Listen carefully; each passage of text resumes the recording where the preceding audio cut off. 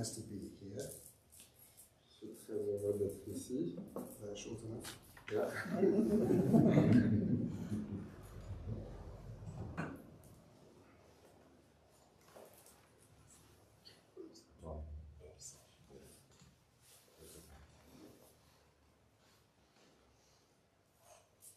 So I can't remember what you initially asked me to talk about.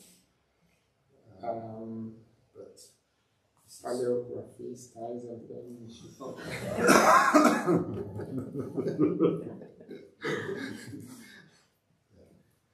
some history. Yeah.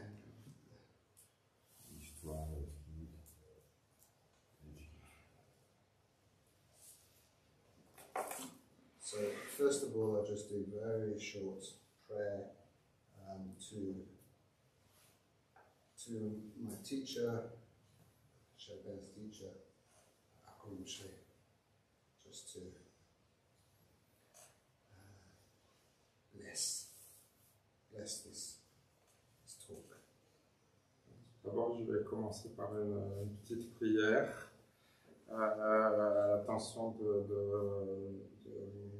notre maître Akum Rinpoche pour attirer sa bénédiction sur cet événement, sur cette soirée.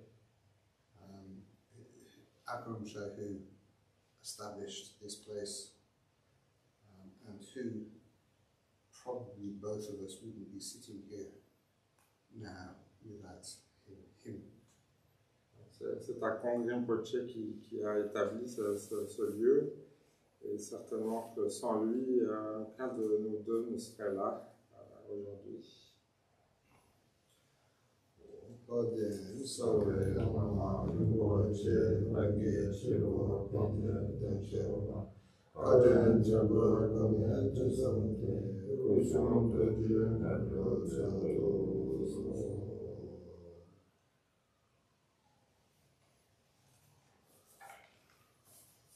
So,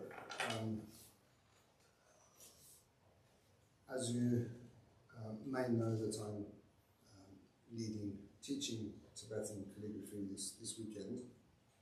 Donc, comme vous le savez, probablement je vais donner un cours de calligraphie ce week-end. Is everybody here for that purpose? Est-ce que vous allez tous participer au week-end? Most. Okay. Yes or no? Pardon? Est-ce que are you going? Yes, you are.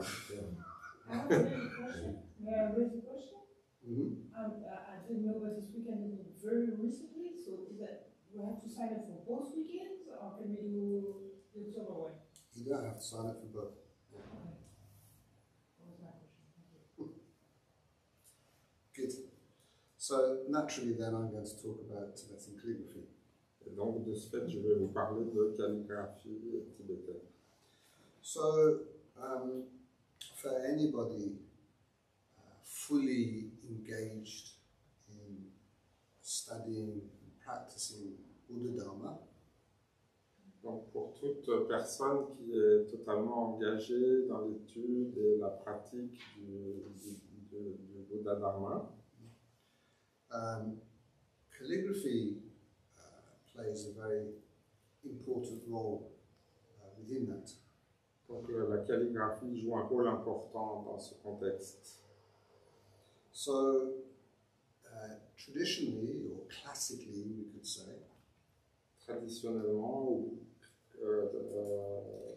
classiquement, on peut dire, we have what we call the five sciences or the five fields of knowledge. il y a ce qu'on appelle les 5 sciences ou les 5 champs de connaissances. And these are grammar, Donc la grammaire, logic, la logique, Buddhist art, l'art bouddhiste, medicine and well-being, la médecine et le bien-être, and philosophy. et la philosophie. So grammar, of course, is to do with the language. La grammaire, bien sûr, est en lien avec le langage. And the logic is more to do with the reasoning and you could say physically exercised or expressed through debate. Donc la logique, elle a à voir plus avec le raisonnement et elle s'exprime physiquement dans l'art du débat. You may have seen Tibetan monks, debating with each other. Vous avez peut-être vu les moines tibétains qui débattent ensemble. And then the Buddhist arts. Ensuite, il y a les arts bouddhistes. So this breaks down to many subcategories. Qui peuvent être subdivisés en de nombreuses catégories. Subdivisions of tanka painting, so iconography. Donc l'iconographie qu'on retrouve sur les tankas, les peintures. The knowledge how to build a stupa, the proportions. La connaissance de la manière de construire les stupas dans les bonnes proportions. As we have a very handsome stupa in the garden here. Comme le très beau stupa que nous avons dans le jardin ici. Which of course has many representations, but we can generally say enlightenment. This one's a victory one or enlightenment? Enlightenment. Enlightenment. Donc le stupa qui peut avoir beaucoup de significations symboliques, mais donc les plus communes sont ce qu'on appelle le stupa de la victoire ou de l'éveil. So also within the Buddhist arts is the ritual. Parmi les arts bouddhistes, on trouve aussi les rituels. And you can see many of the, or some of the artifacts. Well, there was, yes, the drum and many of the things to do with the ritual. Et donc, vous pouvez voir ici certains des instruments qu'on utilise, comme la cloche de Damaru, le tambour. And then there is the cham, which is the dance. Il y a également les danses qui s'appellent cham. Then you can say how to create the mandala. Il y a la création des mandalas. And lastly, of course, is the calligraphy itself. Et finalement, la calligraphie elle-même. Now, calligraphy, of course, is very important because it is through the scriptures, through the writing, that preserves the Buddha Dharma. L'écriture et la calligraphie sont très importantes parce que c'est à travers ce médium que le Bouddha Dharma est préservé.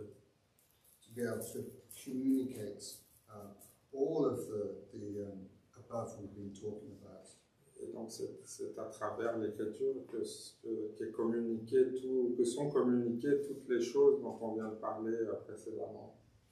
So the other two then of the fields of knowledge is medicine and well-being.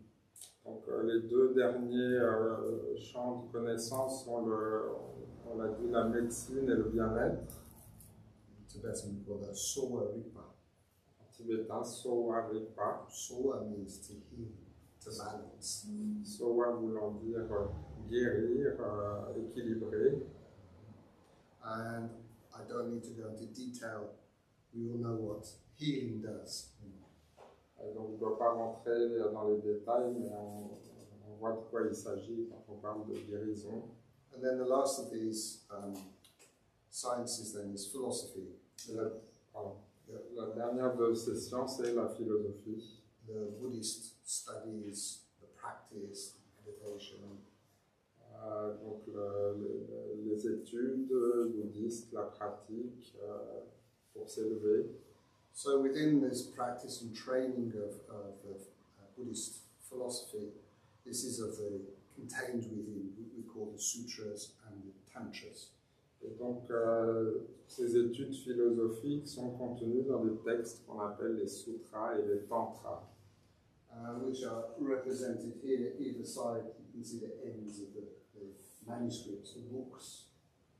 Donc ici on a ces textes sont dans l'autel, vous voyez sur les côtés gauche et droit, on peut voir les étiquettes à la fin de chaque volume. So you could say that studying and practicing these 5 fields, sciences, can make you a very sort of whole, well-rounded person. Et donc, étudier et pratiquer ces 5 champs de connaissances permet à la personne qui le fait d'être vraiment complète, d'acquérir une connaissance complète. Complete, that's a nice word. Yeah, I like that. Complete, a complete person. And of course, this is normal for if you're studying as a monk or a nun, or even lay Buddhist practitioner. This is what should be encompassed. Et donc, c'est la chose normale, c'est ce que l'on fait lorsqu'on étudie le bouddhisme, que l'on soit moine, ou monial ou même laïque, ce sont les choses que l'on étudie. So, learning to read Tibetan, learning to write Tibetan is, as I said earlier to my friend, it's like owning a golden key to open all of this wisdom.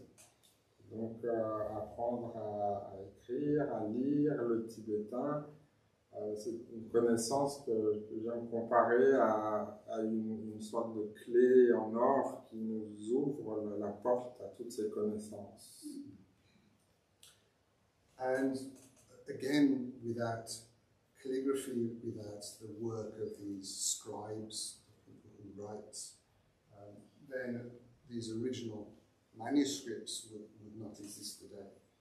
Et sans cette connaissance de l'écriture, de la calligraphie, qui a été transmise à l'origine par la retranscription des manuscrits, hein. Sans ça, tous ces textes ne nous seraient pas parvenus. So they are a representation or objects of refuge. On les considère comme des représentations ou des objets de refuge. Of course, representing the Dharma. Qui représentent le Dharma. And then we have the Buddha here as well, so this is why we bow down to respect. Donc on se prosterne, on montre notre respect au Bouddha qui est là et puis au texte. So, the word calligraphy, we're going to go deeper in that. The word calligraphy itself comes from Greek originally. Si on veut aller un peu plus profond, le mot calligraphie lui-même vient du grec. Anyone speak Greek? Quelqu'un parle grec? No. So, kali comes from kala, which means good. Kali vient donc de kala, qui veut dire bon. Kali is grammatical. Linked to graphy, or graphy is the form. Et donc est connecté avec graphie, qui est la forme. Yeah. So, good form, or beautiful writing, you can say. On peut dire une bonne forme ou une belle écriture. So, I'm here this weekend to teach you a foundation to write beautifully.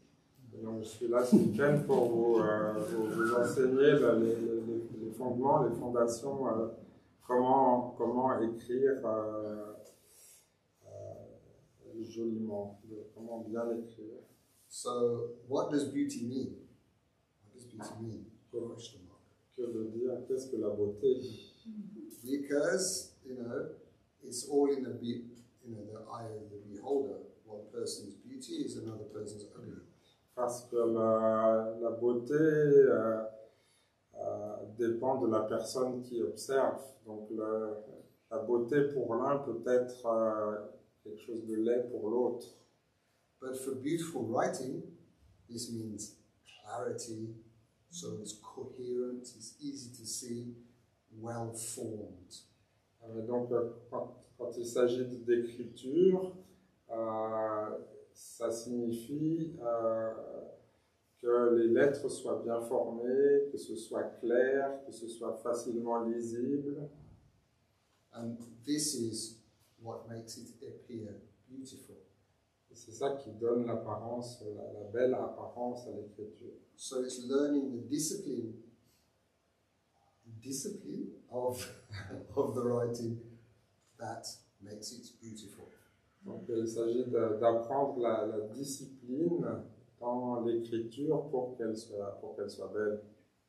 Because if you're not disciplined, it's going to be all over the place, the proportions will not be right, and it's not beautiful.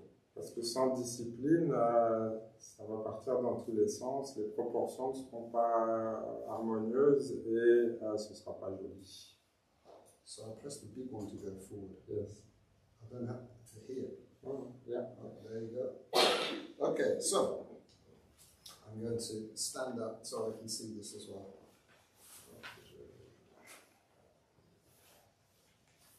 Now, when we talk about Tibetan calligraphy, we have to talk about Tibet, the place. Pour parler de calligraphie tibétaine, il faut qu'on parle un petit peu du Tibet, l'endroit.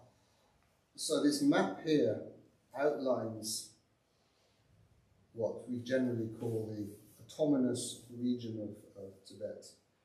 Donc sur cette carte, on voit ce qu'on appelle généralement de nos jours la région autonome du Tibet.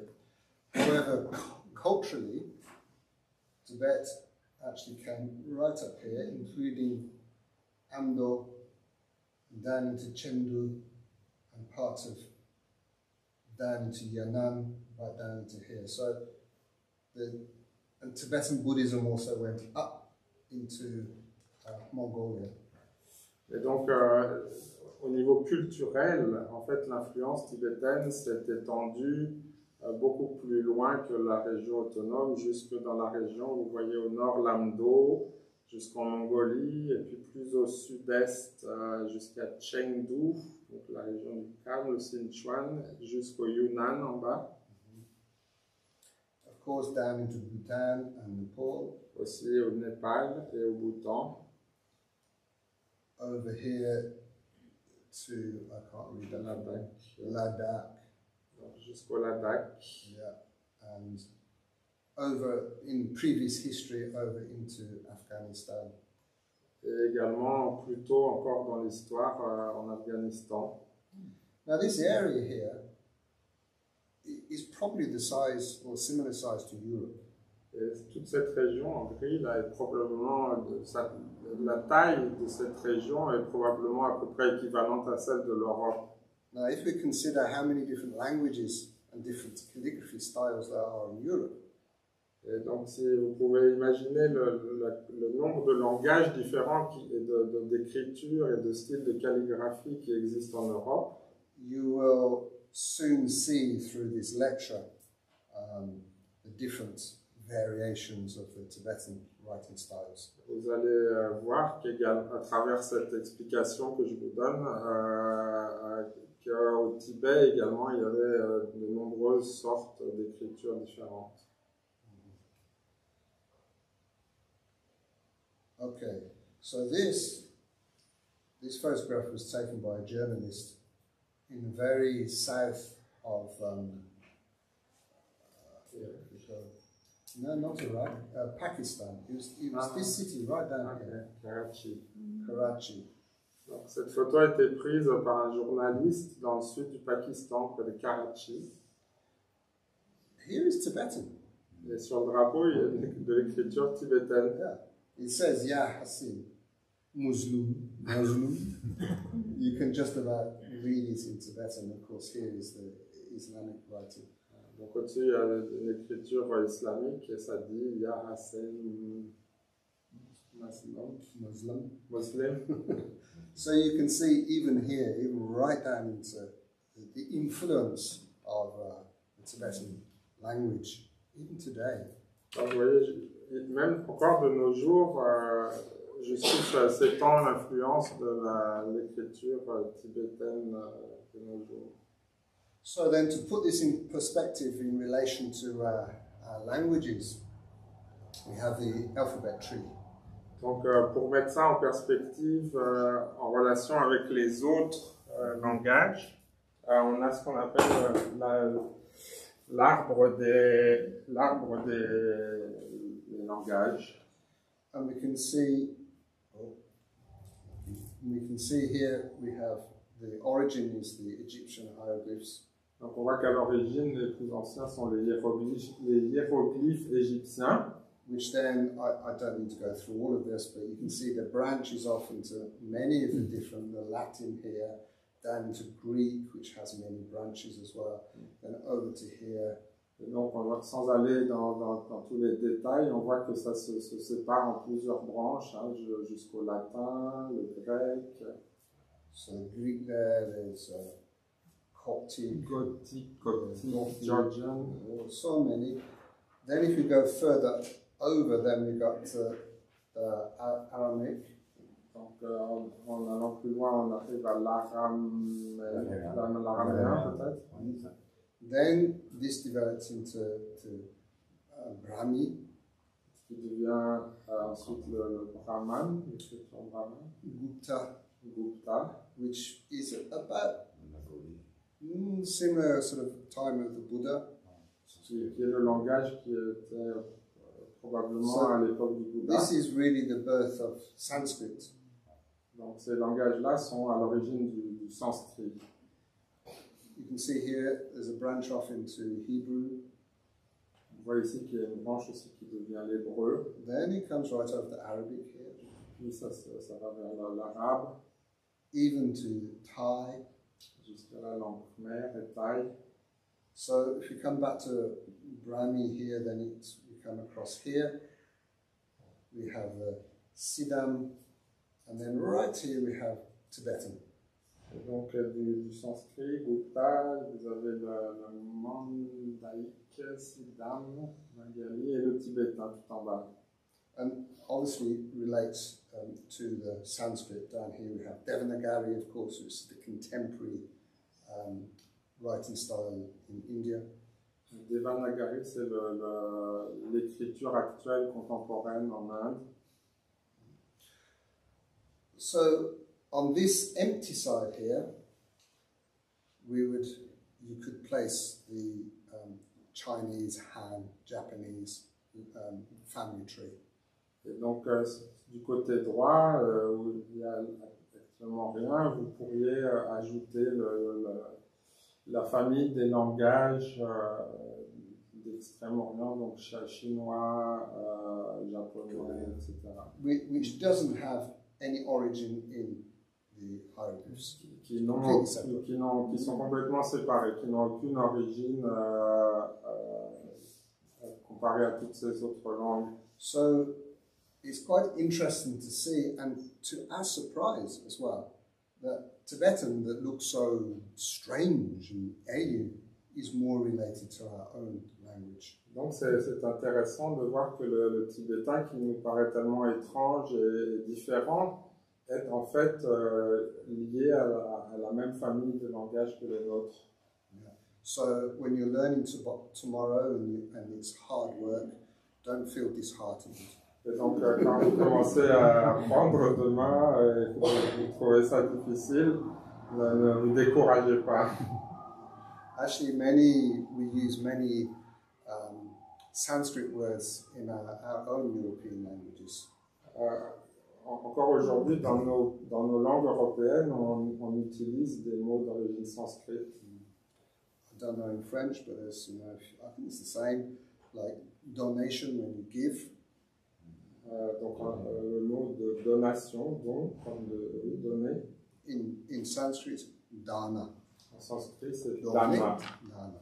Same. La même racine. There's many similar.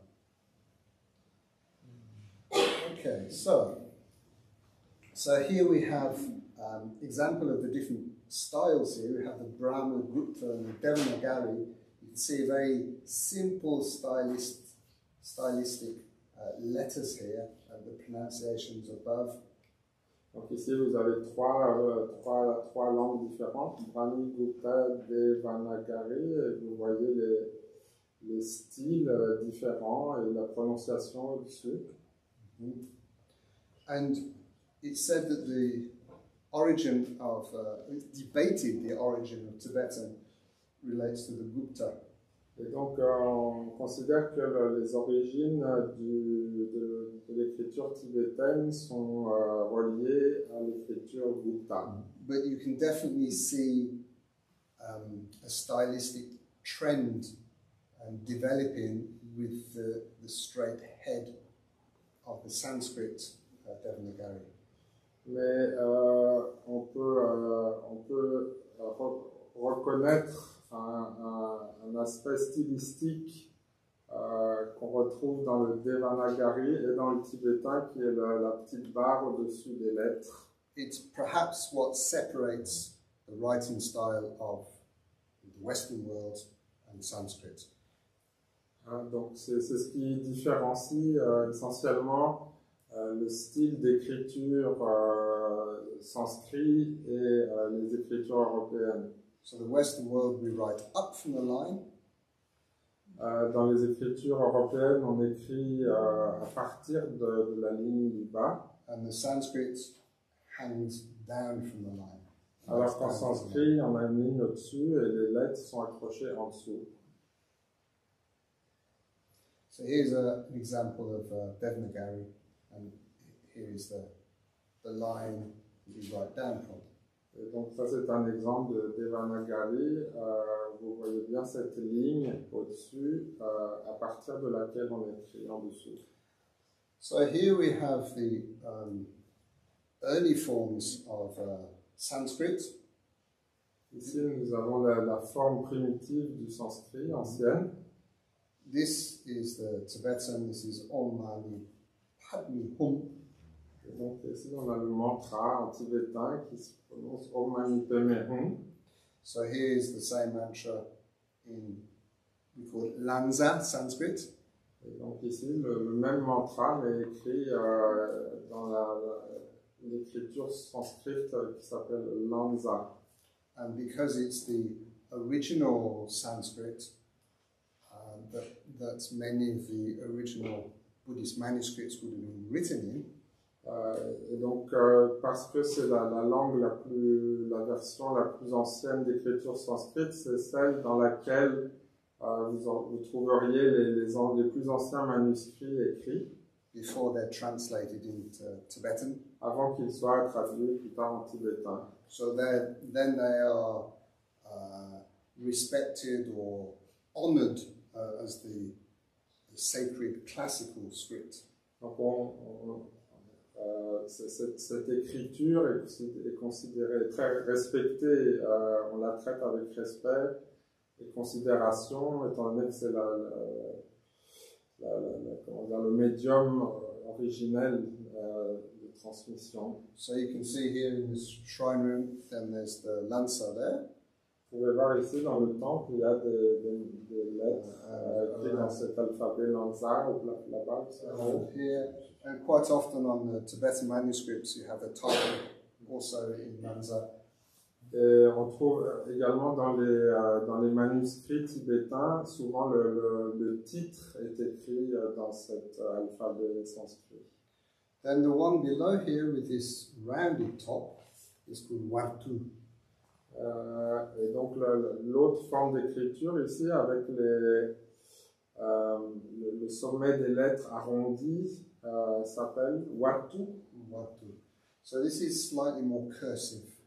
Donc c'est une forme d'écriture un peu plus cursive. And if we know, I'm jumping forward here, but if we know our Tibetan writing falls into two main groups of Uchen and Ume.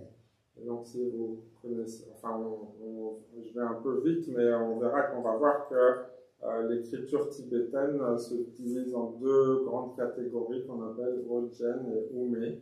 Ume is the cursive and said to relate to this Watu. Donc Ume est l'écriture cursive et elle est dite être en relation avec cette forme d'écriture Watu. And it said that the Lanza then relates to the Uchen. Alors que le Lanza en haut est en lien avec l'écriture plus classique indienne. Which we learn tomorrow. On apprendra demain. So here's an example of a very early manuscript, the Sanskrit. Voici un exemple d'un très ancien manuscrit en sanskrit, which is the form that would have first come to Tibet to be copied, translated from. C'est donc ce type de texte qui est arrivé au tout début au Tibet, à partir desquels on a traduit en tibétain. This is a Nuwari style from North India. Donc celui-ci est écrit dans le style Newari, qui vient du nord de l'Inde. Similar setup to the Tibetan manuscripts where they're loose leaf, they're not bound, they're loose. Et donc c'est un manuscrit identique au manuscrit tibétain qui est constitué de pages séparées que l'on tourne, mais donc qui ne sont pas reliées entre elles. However, these used to, see these holes here? String used to be passed through that to hold it together. Et donc, dans le temps, pour que les pages ne se séparent pas, se mélangent pas, pour les maintenir ensemble, on passait un fil dans les petits trous que vous voyez là, qui permettait qu'elles restent. This has become more of a decorative feature now. Alors que par la suite, on a gardé le petit trou, mais plus comme décoration. Not to be confused with Ranjana, this lensa. Donc, il ne faut pas confondre le lansa qu'on vient de voir avec cette autre forme d'écriture qui s'appelle Ranjana. Ranjana is another derivative, you could say, of Sanskrit that belongs more from Nepal. Donc ça, c'est une sorte de dérivé du sanskrit, mais qu'on trouve plus fréquemment au Népal. So it's stylistically different, and sometimes the letters are very different. Donc le style est un peu différent, et parfois les lettres sont même carrément différentes. And here below we have the Uchen equivalent. Et donc en dessous, on a l'équivalent en écriture Ojjen en tibétain. So now we're going to come back to Tibet historically. Maintenant, on va revenir à l'histoire du Tibet. So this is the famous Tomi Sambota. Donc, ce personnage est le fameux Tomi Sambota. I think 6th, 7th century, I can't quite remember. But he was commissioned by Tongten Gyalpo, the first Dharma king. Sonsen Gyalpo. Is it Sonsen Gyalpo? Sonsen Gyalpo. I think that's how you pronounce it. Donc, il a été engagé, enfin, c'est le roi tibétain Sonsen Gyalpo qui lui a confié cette mission. And he was sent to, well, Sonsen Gyalpo realizing that as Buddhism was establishing in Tibet, the original Tibetan language was inadequate to translate everything. Et donc Sonsen Gyalpo, le roi tibétain, voyant que le bouddhisme se diffusait de plus en plus au Tibet, a réalisé que la forme d'écriture un peu primitive qu'il y avait au Tibet était inadéquate et ne permettrait pas de traduire l'entièreté des enseignements bouddhistes. So he was sent to India with many other ministers, scholars, to learn the Sanskrit in order to develop a new writing style for Tibet. Il a donc été envoyé en Inde avec plusieurs ministres pour étudier en profondeur le sanskrit et pour développer une nouvelle forme d'écriture qui permettrait par la suite de traduire les textes. Now, out of the many scholars that were sent, he was the only one who made it back. De tous les comment dire, scholars, les érudits qu'on envoya avec lui pour étudier en Inde, il est seul à être revenu. So I don't know what happened to the others, maybe eaten by a tiger. Je ne sais pas ce qui est arrivé aux autres, peut-être qu'ils ont été mangés par les tigres. Eaten by cannibals. Ou par des cannibales.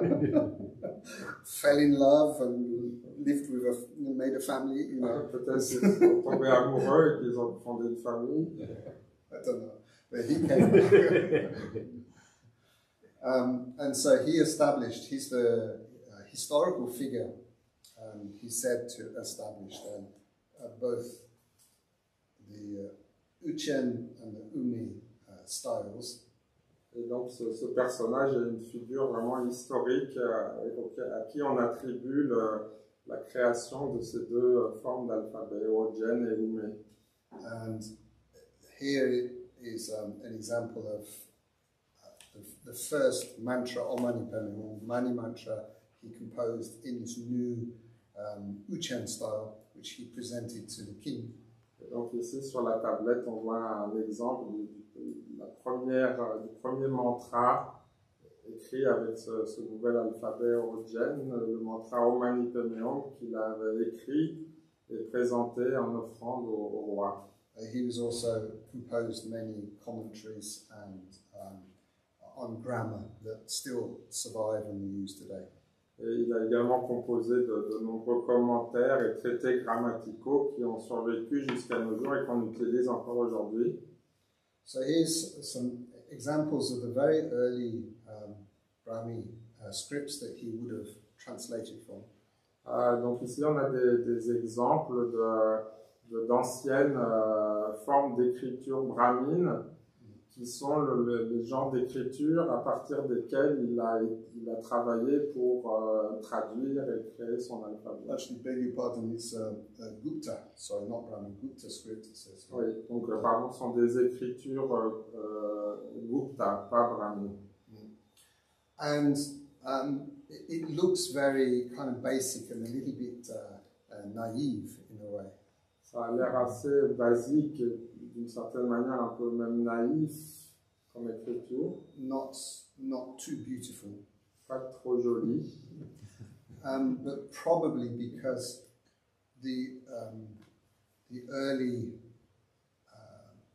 nothing survives of this Gupta script written on paper.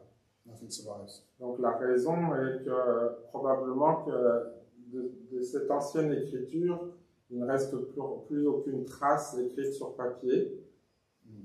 And this has been copied from something that's been carved in metal or something. Et donc ces caractères-là, en fait, ont été recopiés à partir d'inscriptions qu'on a retrouvées sur qui avaient été gravées sur du métal. So carving in metal is not as elegant as writing, so it looks more basic. Et donc de ce fait, étant donné qu'il gravé sur le métal est plus difficile, c'est pour ça que les caractères sont moins élégants, moins jolis. So this was said to be then the basics, the foundation of which Tommy Sambuta built Uchen.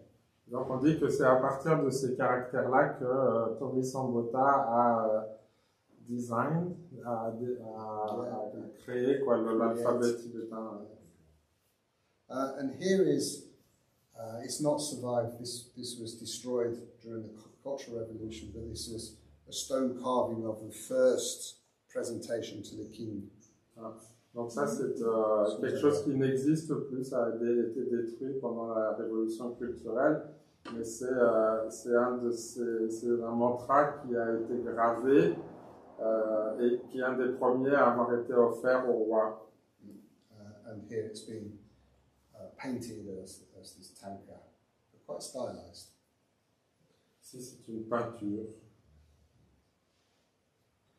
So one of the some of the work that I do personally is to investigate, to study very early forms of Tibetan. Une des choses que je fais, une de mes centres d'intérêt, c'est d'étudier les formes les plus anciennes d'écriture tibétaine. So this is a piece that I created based on a very, very early form of Uchen.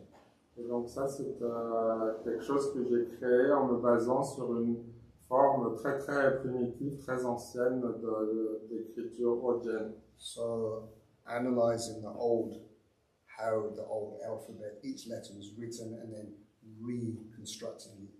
C'est donc en analysant vraiment en détail la manière dont les lettres étaient tracées et en reconstruisant les phrases à partir de ça. And it gives a very interesting feel. You get the feel of the calligrapher all those, hundreds and hundreds of years ago. Donc c'est intéressant parce qu'en faisant ça, ça vous donne un peu le sentiment d'être un peu dans la peau de ces gens qui ont fait ça il y a des centaines d'années, ces anciens calligraphes. If you are familiar with Uchem, this one looks quite very stylized, very different. Si vous êtes familier avec l'écriture habituelle rhodienne, ici c'est assez différent parce que c'est très stylisé. So there's a bit of a debate between as usual, between the Bunpa, the pre-Buddhist faith of Tibet, and the Buddhists themselves, Tibetan Buddhists themselves. Il y a un petit peu une controverse, comme toujours, entre les Bunpo, donc la tradition pré-bouddhiste qui existait au Tibet et les bouddhistes qui sont venus plus tard. So the Bunpo claimed that they were the first to introduce the written language. Donc les Bunpo soutiennent qu'ils ont été les premiers en fait à introduire au Tibet le langage écrit. This is their style called Shangshung. Ça c'est leur style d'écriture qui s'appelle Shangshung. This is the alphabet and the Tibetan letters corresponding. Et donc les deuxièmes lignes sont les lettres de l'alphabet tibétain correspondantes. But interestingly enough, there's no manuscripts, examples surviving before the first king of Tibet. Mais donc étonnamment, il n'existe aucun manuscrit qui nous soit parvenu, qui serait antérieur au premier roi du Tibet. And this seems to be more of a more recent development in the Bonpo written language. Et donc il semblerait que cette écriture soit un développement plus récent de la façon d'écrire dans cette tradition Bonpo. So they don't really have a strong argument. Donc en fait, ils n'ont pas d'argument très solide.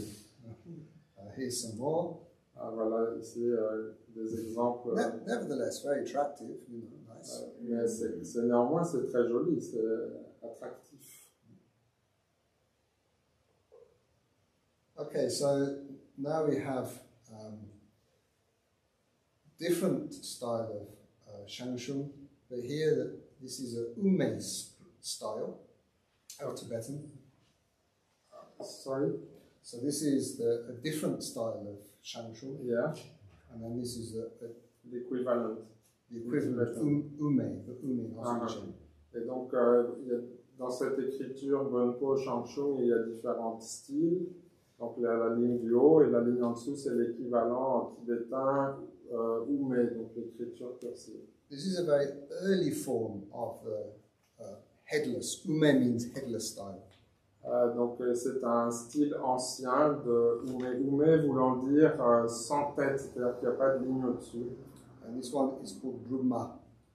Ça s'appelle Brahma. And there's a manuscript written in Brahma.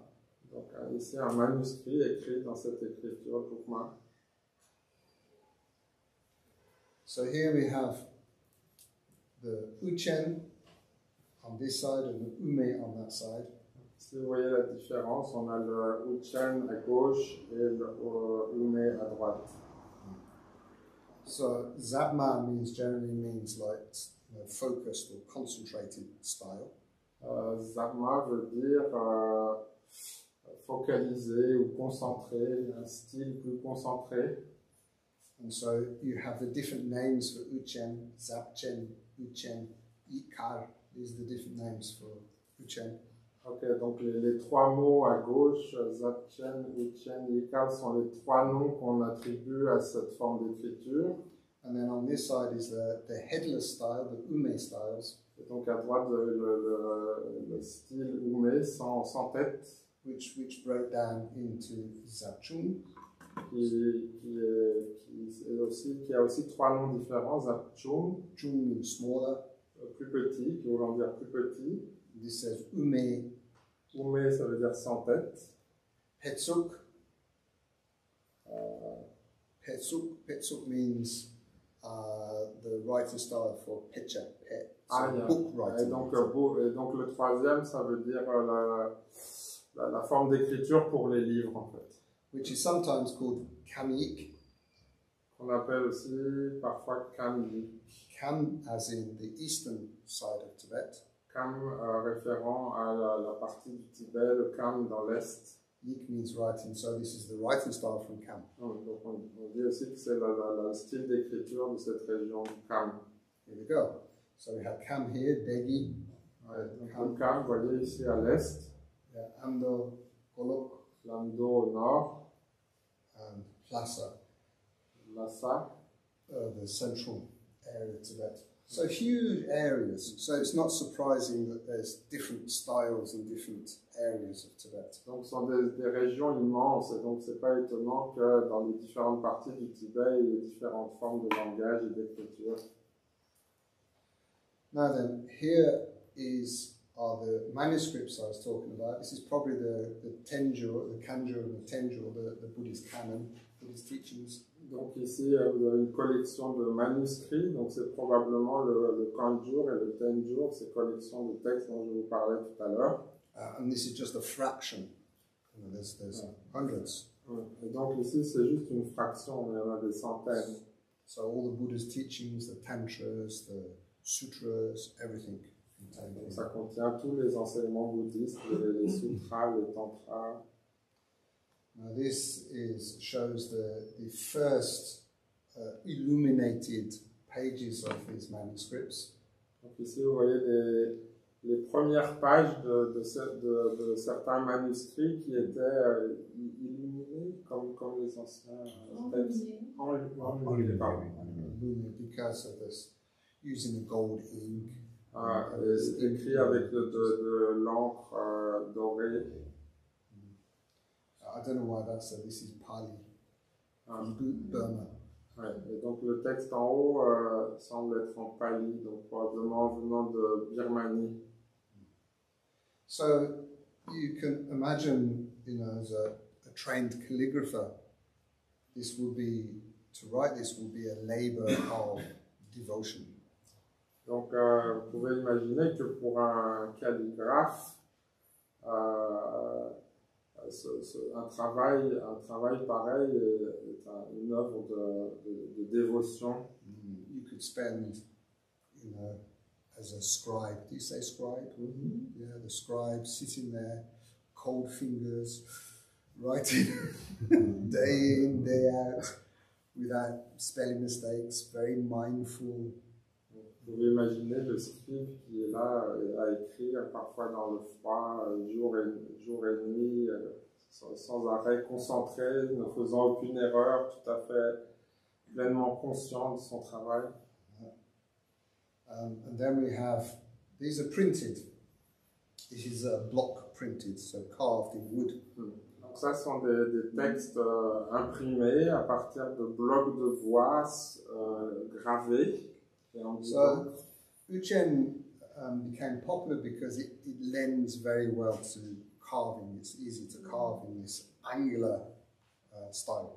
Donc cette forme d'écriture au Jen est devenue très populaire parce que les caractères sont faciles à graver dans le bois, justement.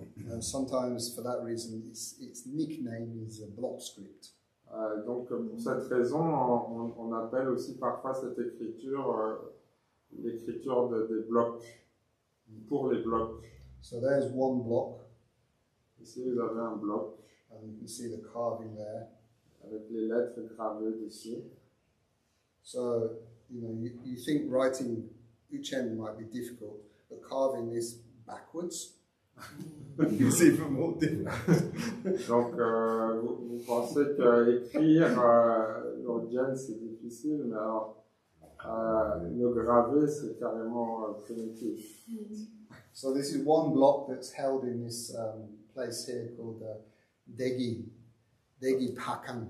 Donc le bloc que vous venez de voir est préservé dans cette imprimerie qui s'appelle le Degi Pakang. It's kind of like the mecca for printing Tibetan. Donc c'est un peu la mecque des imprimeries pour les textes tibétains. This is in Kam, a place called Degi. Ça se trouve dans la région du Calme, dans une ville qui s'appelle Dégué.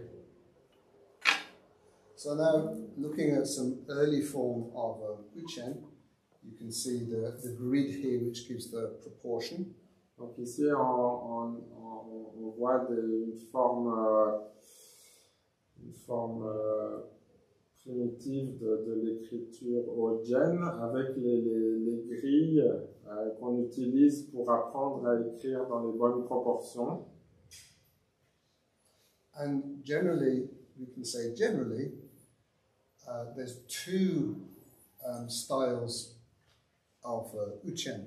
So this one on this side is called Jungtri. Et donc, généralement, on considère qu'il y a deux sortes d'écriture Ojen. Donc, celle à gauche s'appelle Jungtri. You can see the proportion is a little different. So this is longer. Et vous pouvez voir que les proportions sont légèrement différentes. Donc, à droite, les lettres sont un peu plus allongées. And Jungtri really came later with this famous calligrapher, Zhongqi Zhongse, and he formalized Uchen. Donc, cette forme d'écriture, Zhongqi, vient d'une personne, d'un fameux calligraphe qui s'appelait Zhongqi Zhongse, et qui a formalisé en fait cette forme d'écriture Ojen, which is still very popular today. Qui est encore très populaire aujourd'hui. So the title here, and this is written in the Jungtri. Donc le titre est écrit dans ce style-là, Jungtri. Tri means right. Tri voulant dire écriture. So this side is Detri. Et donc l'autre style à droite c'est Detri, as in Degi from the Degi Pakan. Alors, comme ça provient du nom de la fameuse imprimerie Dégué Palkan, le style de Dégué. Yeah, so this is the style that developed from there. Et donc ça c'est le style qui s'est développé à partir de cet endroit-là. More slender and elegant. Plus élégant, plus allongé. This style here is from Bhutan. Ce style-ci vient du Bhoutan. The proportions are different again. Les proportions à nouveau sont différentes. And the writing style is a little different. Le style d'écriture est un peu différent. In fact, they don't call this Uchen, they claim it as their own, they call it Zonka. Et donc ils n'appellent pas ça Ojen, ils disent que c'est leur propre écriture et puis ils appellent ça Zonka. So again, Jungtri is one style. Donc à nouveau, Jungtri, le style. And here's a handwritten manuscript. Ici un manuscrit donc écrit à la main. Written in gold, ink. Avec de l'encre dorée, avec de l'or. And then this middle darker area, the background is polished with a stone. It becomes very shiny and smooth. Donc la partie sur laquelle les lettres sont écrites, qui est en noir ici, est polie avec une pierre afin de la rendre tout à fait lisse et douce pour écrire dessus. So more styles, I'll go through a little quicker now. Donc ici on a encore différents styles d'écriture. This is for you studying tomorrow. This is the alphabet with all of the vowel signs attached. Pour vous qui allez suivre le cours ce week-end, ici vous avez toutes les lettres de l'alphabet avec les signes voyelles qui leur sont attachés. So by the end of the weekend, you will be able to write this. Donc d'ici la fin du week-end, vous serez capable d'écrire toutes ces lettres. Yeah, just for confirmation, it is from left to right, right? From left to right, yes. Anyone left-handed? Est-ce que quelqu'un est gaucher? Donc, ça s'écrit bien de gauche à droite. Yeah, unfortunately, it's a written language that is developed for right hand. Donc c'est un langage, c'est une forme d'écriture qui a été développée pour les gens droitiers. So left-hand people really struggle. Les gauchers ont vraiment beaucoup de mal. You know? and I'm just like, I don't know what to say. You know, it's not my fault. Et donc moi je ne sais pas quoi dire, c'est pas de ma faute. Actually, I've had students before who are left-handed, and I've said, actually, it's better if you just try and use your right hand, even though you might not be able to use it in the control so well. J'ai eu des gens qui apprenaient, j'ai eu des apprenants qui étaient gauchers, et je leur ai dit que, en fait, c'est peut-être même plus facile d'apprendre quand même à écrire avec la main droite. Even though they're shaky, même si ça tremblote un petit peu. they actually have surprisingly good results. They was like, oh. Et ils étaient étonnés des résultats obtenus. So this is a nice example of the detri, the more elegant style. Donc ici c'est un bel exemple de l'autre forme d'écriture plus élégante, detri. I think maybe it takes a trained eye to see the difference. Ouais, peut-être qu'il faut un œil un peu averti pour voir la différence. Okay, this is a piece that I threw in there, I created a few years ago. Là, tu disais. Yeah. Ça c'est quelque chose que j'ai fait il y a quelques années. So it really gives, here's a fancy word, a paleography demonstration of the different styles. Paleography. Paleography is a paleontology of graphy, so of the paleontology of calligraphy. Ok. Donc ça donne un exemple de paléographie. You heard this donc before? the evolution of the writing. Yeah, right? evolution of writing. Yeah. Donc ça montre un petit peu l'évolution de l'écriture depuis le sanskrit au tibétain au The family tree we saw at the beginning, that's the paleography family tree as well. Donc l'arbre qu'on a vu au début avec toutes les familles de langues, c'est aussi un arbre paléographique qui montre les différentes branches. So this is homage to the 3 jewels. C'est un hommage ici aux 3 joyaux. So that is the Buddha, Dharma and Sangha. Le Bouddha, le Dharma et la Sangha. So here we have the Lanza Sanskrit. En haut, on a la forme sanskrit, Lanza. Then we have the Tibetan phonetics of the Sanskrit. Ensuite, on a la version phonétique tibétaine du sanskrit. So how to pronounce the Sanskrit in Tibetan. Donc, comment prononcer le sanskrit en tibétain. So you can see each one starts with Namo. Chaque petite phrase commence par Namo. Namo, Namo. And here you can see Namo, Namo, Namo.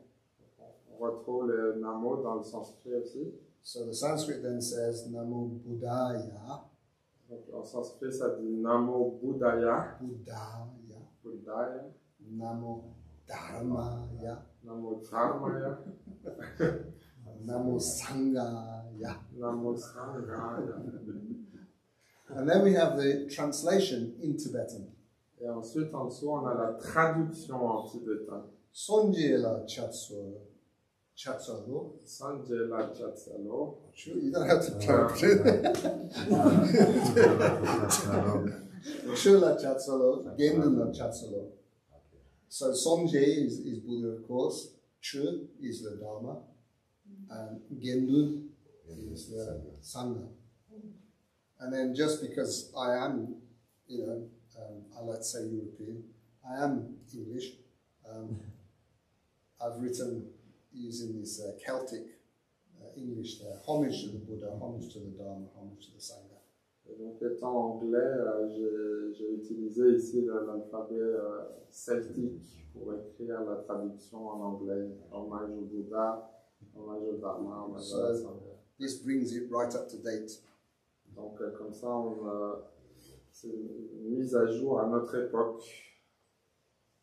And talking about things being up to date, Tibetan calligraphy in Tibet itself very nearly died out. It's really disappeared, in danger. Donc, pour parler de mise à jour, justement, la calligraphie au Tibet a pratiquement disparu. Donc, elle est en danger de disparition. And it's only perhaps 5 or 7 years that there's a revival. Et c'est seulement depuis 5 ou 7 ans qu'il y a une sorte de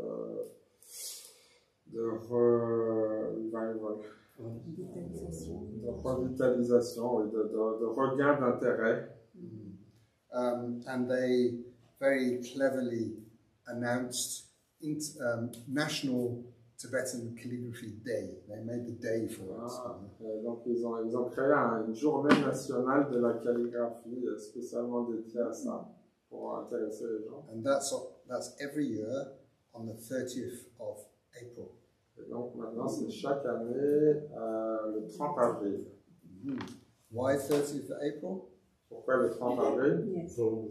30 letters of the alphabet. 30 lettres de l'alphabet. The 4th month, 4 vowel signs. Et le 4e mois, les quatre voyelles. Smart. So this is some recent photographing a couple of years ago in Tibet.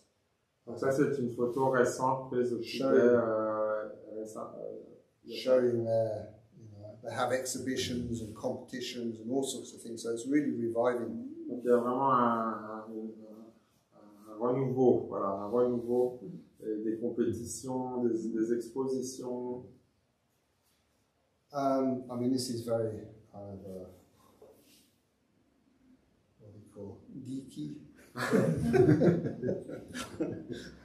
But anyway, this is ume in all the different styles. Well, not all the different styles, the main styles of ume. Donc le ume, l'écriture ume a aussi différents styles. Donc ici vous avez plusieurs exemples. So from the more formal and constructed, de la forme la plus formelle et la plus structurée, down to the quick writing, jusqu'en bas à droite, donc la forme d'écriture cursive rapide. Yeah, a lot more rapid. So on this side you have the Druma group. The Druma what? Group, it's a group of Druma. Donc à gauche c'est le groupe de ce qu'on appelle Druma. And then this side is the group of the Sharma. Et à droite c'est le groupe des Sharma. So in this group we call this one here Tsuk Ring. Ring means long. Donc dans le groupe à gauche, en bas à gauche, il y a Tsuk Ring, la forme allongée, disons. You can see that the legs are much longer. Les lettres sont étirées, allongées. And this is the style that's first learnt when you're a child. Et ça, c'est la forme que les enfants apprennent à écrire en premier. And as you progress through each of the styles, then you end up with the quickest one. Et donc, on progresse à travers les différents styles pour terminer avec le plus rapide. Uchen, that we're learning tomorrow, may not have even been learnt. It's very specialized. Sorry, not have to be learned? It may not have been learnt by people generally.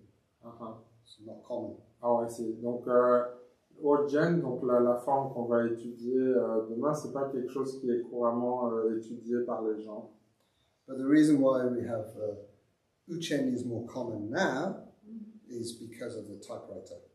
Et la raison pour laquelle Ogen est devenu plus commun de nos jours est à cause de l'écriture avec les claviers. So Bhutan wanted to produce newspapers, so they invented a Tibetan writing. Les Bhutanais ont voulu écrire des journaux avec cet alphabet, donc ils ont créé des logiciels qui permettent de le faire. When Buddhism first came to the West, then many of the manuscripts, of course, are in Uchen. Donc quand le bouddhisme est arrivé en Occident, bien sûr la plupart des textes, des manuscrits étaient en Ogen. And then, of course, with computers, then fonts were built in Uchen. Et donc, bien sûr, avec les ordinateurs, on a créé des polices en Urdienne. So Uchen really established as the main Tibetan writing or reading style in the West. Donc, c'est cette forme-là, Urdienne, qui s'est établie comme la forme la plus commune en Occident. But it's a good thing, especially for the Buddhist practitioners. C'est une bonne chose de le connaître, particulièrement pour les pratiquants bouddhistes. Okay, I mean, why? Because the visualization of the mantras, the seed syllable, is all in the classical Uchen. Une des raisons, c'est parce que la manière dont sont écrits les mantras ou les syllabes germes qu'on doit visualiser dans les pratiques sont écrits avec cet alphabet classique. So we'll go quickly through these different styles, giving examples. On va vite parcourir ces différents styles en montrant des exemples. So this is the Sukring. Donc ça, c'est celui Tsukring, les lettres allongées. Suktung is learned next. Suktung means short. Hein? Means short. Donc Yeah. ici c'est le contraire, c'est pas allongé, c'est raccourci. The reason why Sukring is learned first, because to train a steady hand to pull a long line down, and this is the discipline the hand to train the hand. La raison pour laquelle on apprend d'abord à écrire avec cette forme allongée, c'est pour apprendre à tracer une ligne bien droite et régulière, donc à développer cette discipline d'écrire en traçant des belles lignes. So when you've mastered that, then you move on to the shorter one. Et donc une fois que vous maîtrisez l'écriture précédente, alors vous allez vers les écritures plus petites. So here we have the name of the style and then the alphabet with some of the advanced Ici, donc, signs. on a le nom du style et puis les lettres de l'alphabet écrites dans ce style. So then it gets shorter still, the legs get shorter. Donc ici, on a une forme encore plus raccourcie ou Then even shorter. et encore plus raccourcie. So this is Petsuk, we mentioned before, the writing books. Voilà. Donc cette forme-là, Petsuk, c'est la forme pour écrire des livres, donc, qui est condensée. Quoi. And you can see it takes little room. Sorry? Takes little room. Ouais, ah oui, donc ça prend moins de place en fait. So in Old Tibet, paper was a very expensive commodity. Donc au Tibet, le papier était quelque chose de très rare et précieux. So it's economical to get as many lines as possible. C'était plus économique de pouvoir caser un maximum de lignes sur une page de papier. So this is why it's developed in this short style. C'est pourquoi on a développé ce style d'écriture plus condensé. Some more examples here. Encore quelques exemples ici. This is, as you may wonder, it's common to highlight the first few words in red of a sentence. It's as decorative as it is meaningful. Donc il est courant de mettre en exergue certaines lettres en les mettant en couleur dans les premières lignes d'un texte. So then we get to the quick style. Donc ici on se rapproche de l'écriture plus rapide. Very rapid, as you can see. Très rapide. If you're going to be a doctor writing prescriptions in Tibet, you use this. Si vous êtes un docteur qui doit écrire des prescriptions au Tibet, vous utiliserez sûrement cette table-là. You can see the progression gets quicker and quicker. Ici, on voit la progression, c'est de plus en plus rapide. Again, this is the alphabet. L'alphabet, les deux premières lignes en haut. Here we have the alphabet with the, not complete, but the alphabet with the vowels. Ici, la ligne du haut, on a l'alphabet avec les signes voyelles. In Uchen, and then different Ume styles getting quicker and quicker. Et donc, en dessous, les différents styles en noumé qui sont de plus en plus rapides. So this rapid style is the same letters. Donc, ce que vous voyez en bas sont les mêmes lettres, en fait, c'est celles du haut, mais écrites de manière plus rapide. Gives a good example of the diversity of the. Ouais, ça donne un bon exemple de la diversité des styles d'écriture qui existent. And then you can see get even more brief. Et donc ici en bas vous avez un style encore plus simplifié. Everyone eyes again. Then we have the we call Drusa or Drupsa style. Donc ici le Drupsa. Drupsa is the more flamboyant, more cursive, artistic style. Donc ici c'est le style plus flamboyant, plus cursif, plus artistique comme style. And there's many divisions of this as well, many different styles. Il y a aussi beaucoup de styles différents dans cette catégorie. This one you can see is more angular. Ici c'est plus anguleux. More angular again. Même chose. This is more contemporary Drupsa. Ça c'est une forme de Drupsa plus contemporaine. And then this is a very early form.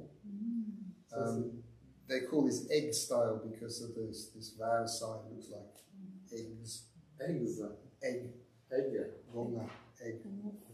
Egg. Ah, donc ça c'est un style très ancien, en fait ils appellent ça comme style œuf. Yeah. Very, very early form. Très ancien. Actually, this form comes from, I think it's these are called the Nanjing scrolls. I think it says down here. Here's the date. Yeah. So 1403. Amazing scrolls. It depicts the fifth Karmapa's visit to the emperor's palace, and he performed all these miracles with rainbows, and so to impress the Karmapa, then this emperor commissioned this scroll to be painted and presented it to Karmapa. But what's very interesting is that the scribes here to write down the account of all these miracles. This is his palace and all these rainbows. We have Mongolian, we have Tibetan Drupsa that I showed you before.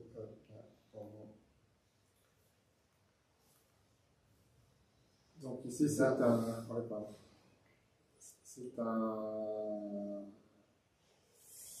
une peinture de Nanjing qui a été commanditée par l'empereur Yongle en 1403 pour offrir au 5e Karmapa qui était allé en Chine et qui a accompli un tas de choses assez miraculeuses, et donc tout ça a été écrit dans ces écrits-là, et ce qui est assez extraordinaire, c'est que c'est écrit dans plusieurs langues. Donc il y a le mongol, vous voyez, le style Drutsa tibétain qu'on a vu, artistique là, Ouïghour. Is, I think this is from Turkestan, that's right, yeah. And then arabique, donc en arabe, et en chinois, qui décrivent donc tous ces événements qui se sont passés. Et donc ça a été offert par l'empereur de Chine au Karmapa. So it just demonstrates the cultural diversity. Ça montre la diversité culturelle qui existait à l'époque. Probably because of the Silk Route. Et sûrement que la route de la soie était en partie responsable de ça. Nanjing, so again, this is me analyzing the Nanjing scroll scripts and rewriting the alphabet. Donc ça c'est moi qui ai, en analysant donc, cette écriture qu'on a vue sur la peinture, là j'ai réécrit dans ce style-là. And again, you really get the feel of the calligrapher, the scribe of that time. Et donc en faisant ça, on a vraiment l'impression de ressentir un peu ce que pouvaient ressentir les calligraphes de l'époque. And because of the style, then my feeling is that these scribes back then were more relaxed, they had more time. Et le sentiment que ça me donne, c'est que ces scribes, ces gens qui transcrivaient les textes à l'époque étaient sûrement plus relax, plus détendus que nous aujourd'hui. It's true. We all know. So this is based on that, then I created this artwork on the 4 immeasurables. Et donc c'est aussi basé sur ce style d'écriture, de cette peinture, que j'ai fait cette œuvre qui décrit les 4 incommensurables. Immeasurable love, immeasurable compassion, joy and equanimity. La compassion, l'amour, la joie et l'équanimité incommensurables. So then we have this script, which is called Pakpa. Pakpa. Ça, c'est encore une autre forme d'écriture qu'on appelle Pakpa. And this was developed at the time of Genghis Khan, I think it was. No, it wasn't Kublai yet, it's Genghis Khan. And he commissioned a scholar called Pakpa to create a script that was in relation to both Mongolian and Tibetan. Donc ici, cette écriture a été développée à la demande d'un empereur mongol, Genghis Khan, qui avait demandé qu'on crée un style d'écriture qui combine en fait l'écriture mongole et l'écriture tibétaine. And as you see here, these seals, these Chinese seals. Et comme vous le voyez ici, on a des sceaux chinois. The seal script, it looks like labyrinth.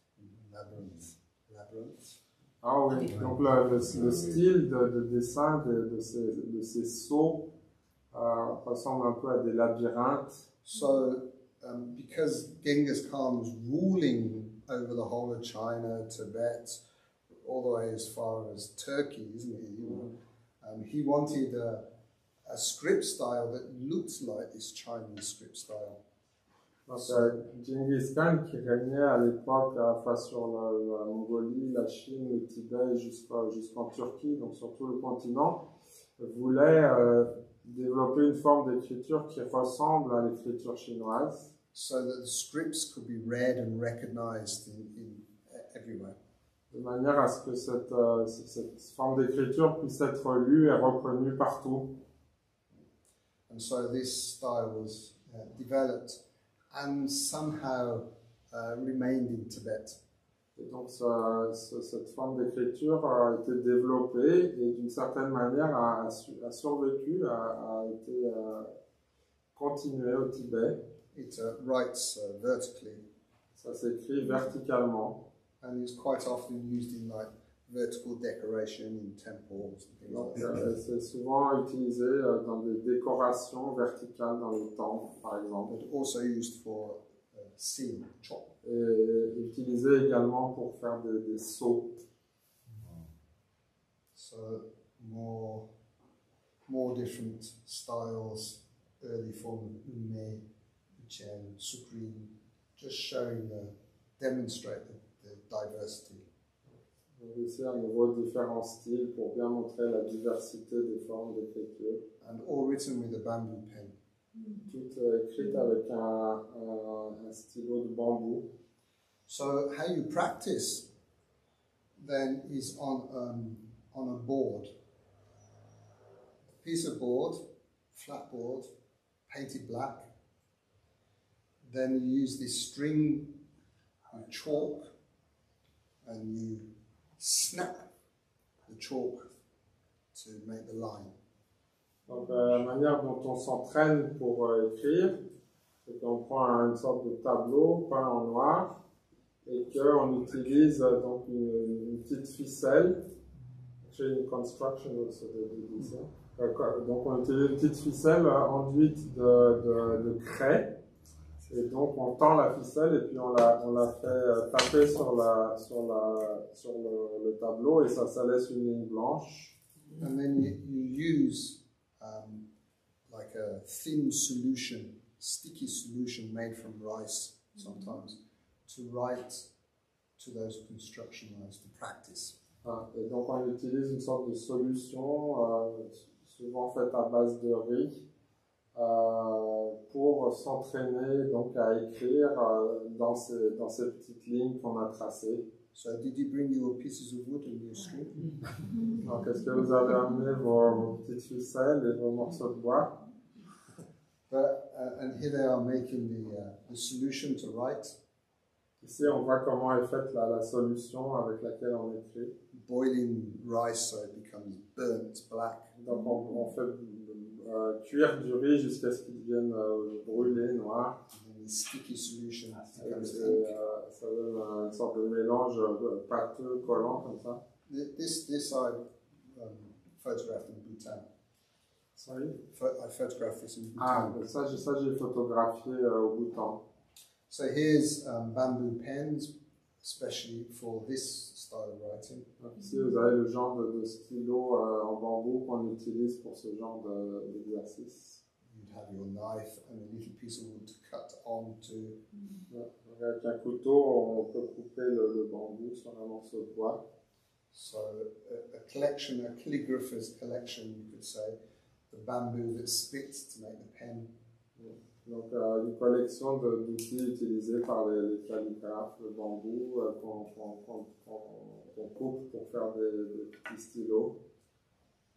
And you can see here that this segment in the bamboo becomes this feature of the pen. Et donc en fait c'est la petite bague là, du bambou qui devient en fait la tête de la plume du stylo. And the little ink pot. Une petite pot à encre.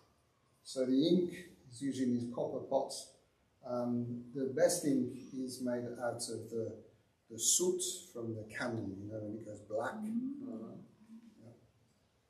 Donc what is the name of this? The ink. The ink, yeah. Donc l'encre est préservée dans ces petits pots en métal et donc la meilleure qualité d'encre est faite avec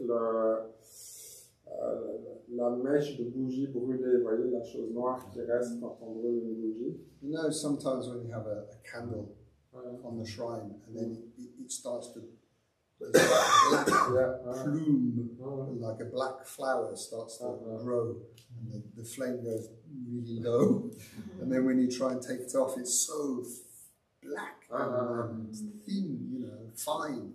This is the stuff. And then you mix a little bit of camphor. Donc il mélange à ça un peu de camphre. And if you want it to be shiny, then a little bit of sandalwood oil. Et si on veut que ce soit un peu brillant, on y rajoute un peu d'huile de santal. And if you want, in Tibet especially, to stop the ink from freezing, going solid, you know. Et en particulier au Tibet, si on veut empêcher que l'encre ne se durcisse, se gèle, then you put a little bit of ylang-ylang, this ginger. Un peu de gingembre. Ylang-ylang. Everyone's really yeah, and that stops it. So I did a lot of work in Bhutan, and they nearly lost their calligraphy tradition. So they invited me to come and to work with the professors to help re-establish. Au Bhoutan, ils ont presque perdu leur tradition de calligraphie, donc ils m'ont invité à y aller pour travailler avec eux, à réapprendre à faire des calligraphies. So I was invited by one of the princesses who's very into the conservation of the arts in Bhutan. J'ai été invité par une princesse qui s'intéresse beaucoup à la préservation des arts, de l'arbre au Bhoutan. Donc, one time I said to her before I left, I said, "Oh, when I come next, I'd really like to meet, real Bhutanese calligraphy master. And she went, yes, yes. Et donc, avant de partir, je lui ai demandé, la prochaine fois que je viendrai, j'aimerais bien rencontrer un vieux maître de calligraphie bhoutanais. And then when I returned the next year, and I said, well, did you find any masters for me? She went, no. Quand je suis retourné l'année suivante, je lui ai dit alors, vous avez trouvé quelqu'un pour moi, un calligraphe? Elle m'a dit non. And then it was realized that their tradition was in big danger. Et donc, c'est là qu'ils ont compris que leur tradition était vraiment en danger de disparition. They had stopped teaching calligraphy in the curriculum, in the monastic and the school curriculum in the 80s. Ils avaient arrêté, ils avaient supprimé des curriculums scolaires et dans les monastères l'écriture, la calligraphie. En fait. So that's a few generations. Alors, dans les années 80, pardon, et donc en quelques générations. So nobody knew how to write anymore. Plus personne ne savait écrire. So eventually they managed to find these two masters, him as well. Old masters. Et donc, finalement, ils ont quand même réussi à trouver trois anciens enseignants. They brought us all together. Ils nous ont mis tous ensemble. And we shared these old manuscripts and techniques. On a partagé des anciens manuscrits qu'ils avaient et puis nos techniques. And as a result, then now they're implicated to make new writing manuals and to spread those to the schools or monasteries and to train people. So now it's reviving. Et donc, le résultat de ça, c'est qu'ils ont refait des manuels pour apprendre à écrire et qu'à nouveau, maintenant, il y a un renouveau et on réapprend dans les écoles, il y a des manuels, les enfants réapprennent à écrire. And they gave me the title of Ambassador of Bhutanese calligraphy. Donc, ils m'ont donné le titre d'ambassadeur de la calligraphie bhoutanaise. Very nice. But this is really beautiful to end the talk. This is a manuscript that was amongst what we shared at this meeting. Donc, pour clôturer la discussion, ici c'est un très beau manuscrit, justement que nous avons partagé lors de ces rencontres au Bhoutan. You can see the bookworms being eaten. Vous voyez ici les trous faits par les vers qui mangent les textes. When I started to read this, then it became clear, that it was something very special. Et quand j'ai commencé à lire ça, j'ai compris que c'était quelque chose de très spécial. Now, I heard it said many times that because Tibetan calligraphy is the vehicle to preserve and transmit Dharma. Parce que la calligraphie est le véhicule, enfin le médium pour transmettre le Dharma. Then each letter of the alphabet should be considered a bodhisattva. Chacune des lettres de l'alphabet devrait être considérée comme un bodhisattva. So it's truly a sacred language. Donc ça en fait vraiment un langage sacré. Not just for this reason, but also the proportion is sacred. Donc juste pas uniquement pour cette raison, mais aussi parce que les proportions de chaque lettre sont sacrées. So this manuscript tells the name of each bodhisattva to each letter. Et donc ce manuscrit donne les noms des bodhisattvas correspondant à chacune des lettres. Yeah, which I've never seen before. So je n'avais jamais vu ça avant.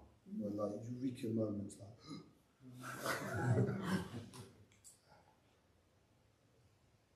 It was a good day. C'était une belle journée. Here the king has commissioned the kanji, tenjo and kanjo, the Buddhist canon, to be rewritten in gold in the traditional way. Le roi a commandé une copie du kanjo et du tenjo, écrit avec des lettres d'or manuscrites. A whole army of calligraphers Une armée de calligraphes working every day qui travaillent tous les jours for several years pendant plusieurs années to complete one set. pour réaliser une copie de tous ces textes.